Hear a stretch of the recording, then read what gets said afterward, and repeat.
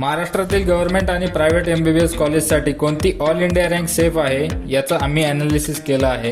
Hello, मी Mrinal. 50 days 50 डॉक्टरचा आज आहे डे 18. नीटच्या रिझल्ट नंतर आपल्या रँकनुसार MBBS साठी कुठल्या गव्हर्नमेंट आणि प्रायव्हेट कॉलेजसाठी ॲडमिशन घेता येईल तर चला बघूया.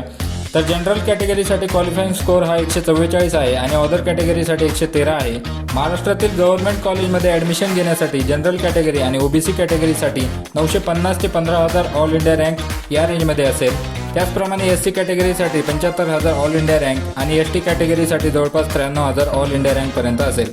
आणि प्रायव्हेट कॉलेजसाठी जनरल कॅटेगरी 1,10,000 ऑल इंडिया रँकपर्यंत असेल. त्याचप्रमाणे OBC साठी 1,20,000 all India rank, SC 1,87,000 all India rank आणि ST साठी 4,20,000 ऑल इंडिया रँकपर्यंत असू शकेल.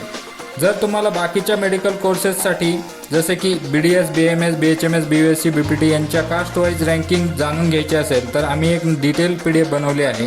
ते मिळवण्यासाठी आम्हाला कमेंट करा PDF.